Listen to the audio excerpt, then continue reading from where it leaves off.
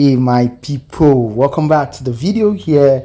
Anyway, this is actually an interesting one from the most active governor after the 2023 presidential election. Yes, I can actually say Alex Otti has been one of the most active governor who actually turn up for issues the way they come to his table, to his decks at the moment. Well, this one is no more news. You guys were aware of what happened at the Ariaria International Market in Aba. Well, a lot of security trades and all of that actually went down at that particular market.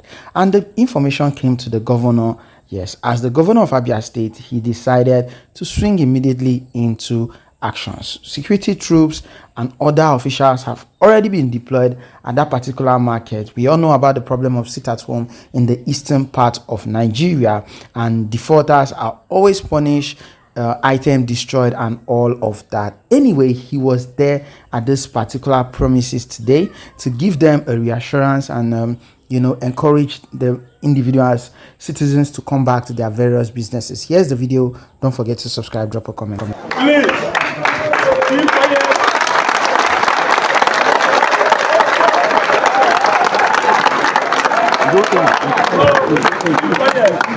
Let us hear our father out. Thank you.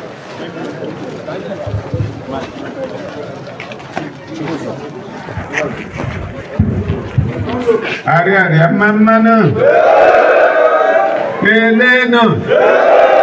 Bueno.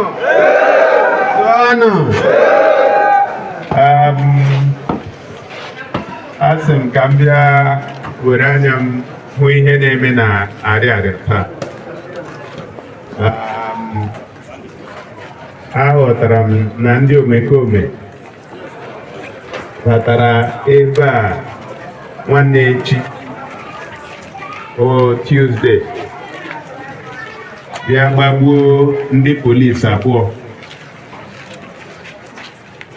Rukwana yesterday or Wednesday, a massive operation here, and a lot of innocent people were affected. Asika muranya mbia hukwana na adizike mechiri Ariaria emechi.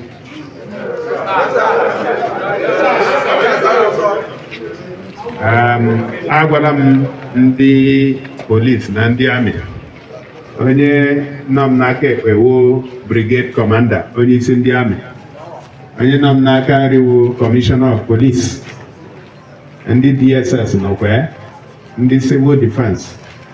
Anyị dum bịara ka anyị hụ ihe na-eme. Anyị sị ka anyị gwa unu na onwe agha anyị na-alụ.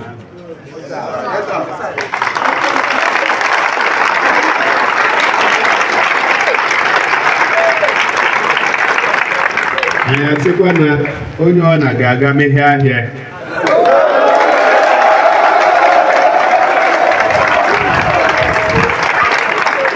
Ndị polisi na ndị amị ga-ahụzi ugbu a ga-enye unu protection.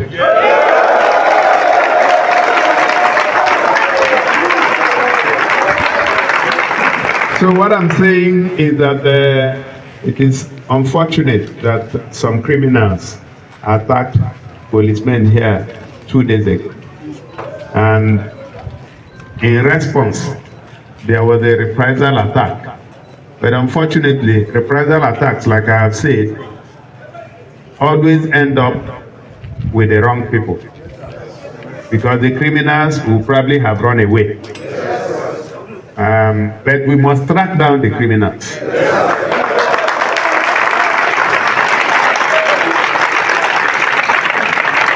So having noticed that you close your shops in fear, I have come to reassure you that you shouldn't fear. Please open your shop.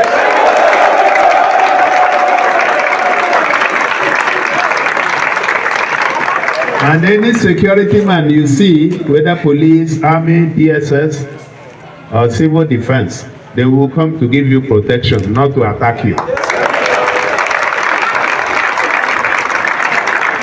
So, but we will continue in the search for the criminals, because we will not allow criminals to distract us. We have a lot of work we are doing already, and no criminal can be stronger than government. We'll track them down. So we'll also use this opportunity to warn anyone that wants to get involved in criminal activities. We are going to deal with them. We'll flush them out. And so go about your lawful business. Open your shops. You will be protected and nobody will be molested. Thank you.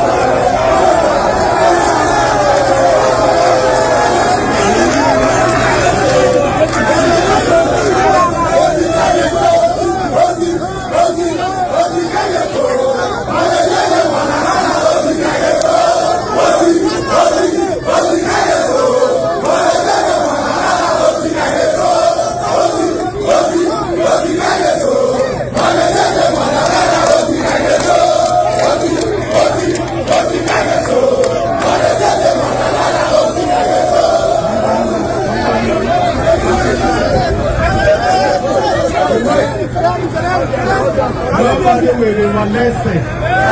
Nobody will be harassed. I could want to get her shop on her. I get her compensation.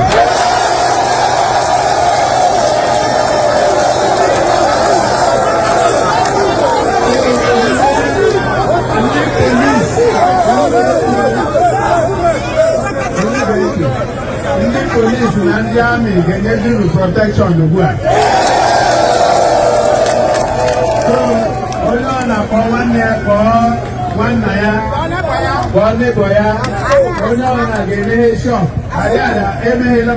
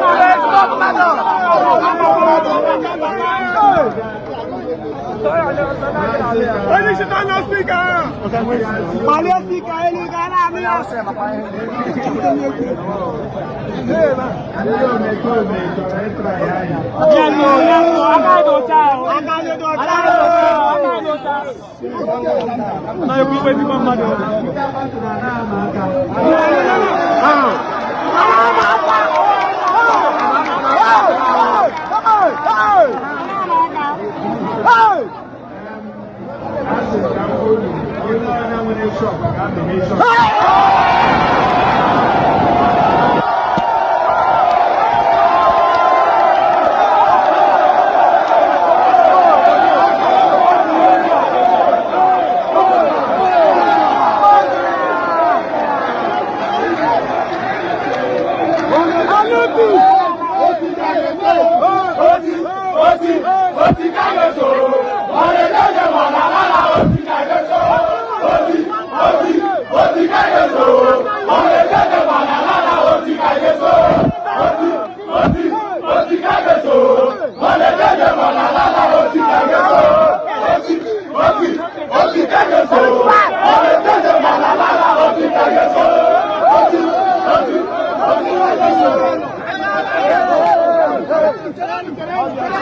Now we get here.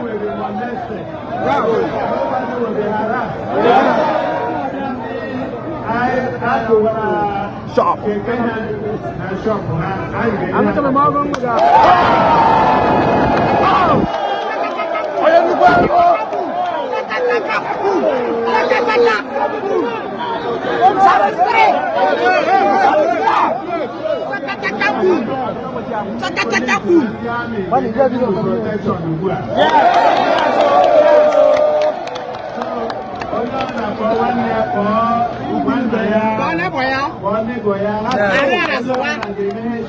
I swear.